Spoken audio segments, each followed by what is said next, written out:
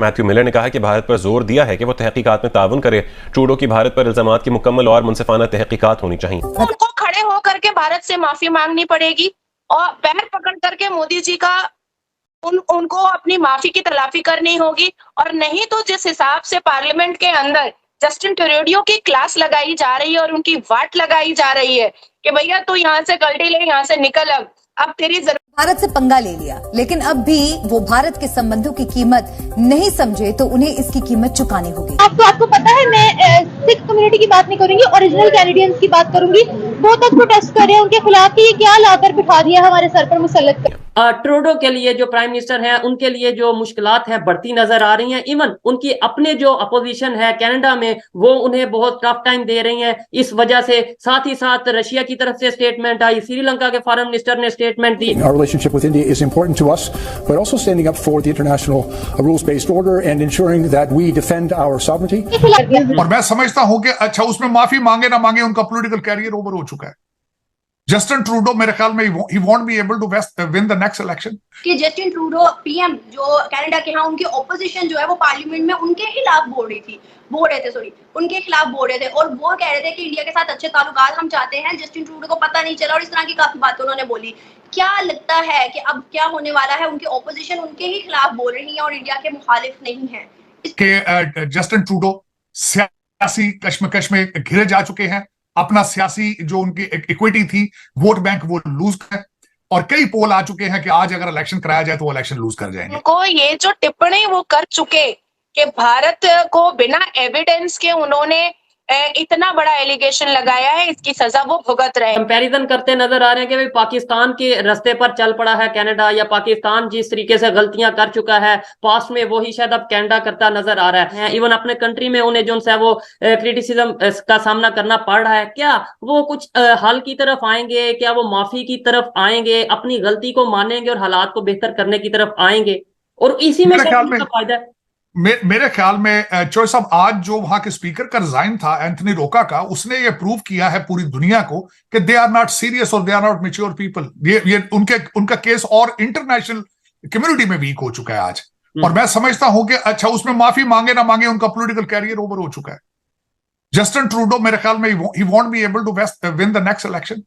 और दूसरा उन्होंने नुकसान पहुंचाया है सिख कम्युनिटी को, दूसरा नुकसान पहुंचाया उन्होंने हिंदू कम्युनिटी को, तीसरा नुकसान उन्होंने कनाडा में रहने वाली हर माइनॉरिटी को नुकसान पहुंचाया, उनके इमेज, अपने कंट्री के इमेज को नुकसान पहुंचाया। बहुत खराब। उसका अजाला किस तरह होगा? उसका अजाला कोई और नया लीडर, नया वजीर आजम आके करेगा जो कनाडा का जो एक एतमाद था दुनिया के अंदर, जो उनका एक गुडविल थी, एक एतमाद था उनका, वो बहाल कोई नया बंदा ही करेगा। अब वो जस्टिन ट्रूडो के बस की बात नहीं है मेरे ख्याल में। जस्टिन ट्रूडो ने अपने लिए अपने मौत का दरवाजा खुद खोला है। देखिए आज जो वो अपना चेहरा हिजाब में छुपा रहे हैं, नकाब में छुपा रहे हैं, ये वही करते हैं जो झूठ बोलने की हिम्मत तो रखते हैं लेकिन सच बोलने की ताकत नहीं रखते हैं। आज या तो उनको खड़े होकर के भारत से माफी मांगनी पड़ेगी और पैर पकड़ करके मोदी जी का उनको अपनी माफी की तलाफी करनी होगी। और नहीं तो जिस हिसाब से पार्लियामेंट के अंदर जस्टिन ट्रूडो की क्लास लगाई जा रही है और उनकी वाट लगाई जा रही है कि भैया तू यहाँ से गलती ले, यहाँ से निकल, अब तेरी जरूरत नहीं है। ये चीज उनको, ये जो टिप्पणी वो कर चुके कि भारत को बिना एविडेंस के उन्होंने इतना बड़ा एलिगेशन लगाया है, इसकी सजा वो भुगत रहे हैं। अभी इसी सिनेरियो में एक सिंगर ने भी बड़ी लंतरानी मारी थी तो भारत ने उसकी औकात मात्र 4 घंटे में दिखा दी थी कि उसको भारत से माफी मांगनी पड़ी थी। देखिए तलवार दिखा करके सलवार खुलवाने की आदत मुसलमानों की है, सनातनियों की नहीं है। ये सनातनी नहीं करते हैं। तो उन्होंने अपने मौत का कुआं खुद ही खोला। मैंने 4 दिन पहले भी कहा था कि जो जस्टिन ट्रूडो ने जो काम किया है और जो इल्यूजन में उसने एक स्टोरी बनाई है और जो ऐसे सिचुएशन पर जब भारत को पूरी दुनिया सर्वप्रथम और सर्वप्रिय रख रही है, भारत के साथ बायलैटरल और ट्रेड रिलेशन करने के लिए पूरी दुनिया उतावली हो रही है। पूरी दुनिया के जितने भी प्रिंस हैं, शहजादे हैं, प्रेसिडेंट हैं, प्राइम मिनिस्टर्स हैं, चांसलर हैं, ब्यूरोक्रेट हैं, वो सारे के सारे भारत को अपने पलकों पर बिठा करके रखे हुए। ऐसे सिचुएशन में कनाडा की अपोजिशन पार्टी ये चीज को समझ रही है कि अगर मोदी जी को गुस्सा थोड़ा सा भी आ गया तो 4 मिनट में, जैसे डिप्लोमेट को हमने भारत से निकाला था एकदम, चलो बेटा निकल लो पतली गली से, उसी तरीके से 4.6 मिलियन जो कर्जा लेकर के बैठे हुए हैं जस्टिन ट्रूडो हमारे भारत से, वो भी कहीं मोदी जी मांग ना ले कि 5 मिनट के अंदर वापस करो, नहीं तो नानी याद दिला देंगे।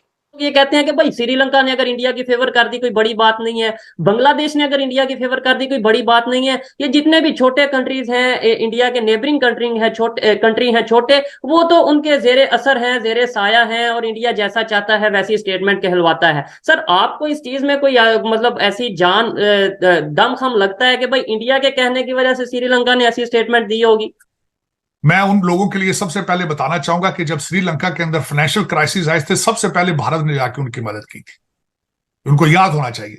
और उन्हें श्रीलंका ने अगले दिन इस चीज को एक्नॉलेज भी किया है कि जब हम फाइनेंशियल क्राइसिस थे, सबसे पहले जाके हमें भारत ने रेस्क्यू किया। और दूसरा मैं एक बताना चाहूंगा कि उन लोगों को यह सोचना चाहिए कि G20 में भारत इन्वॉल्व है, I2U2 में वो इन्वॉल्व है, ब्रिक्स की लीडरशिप उनके पास है।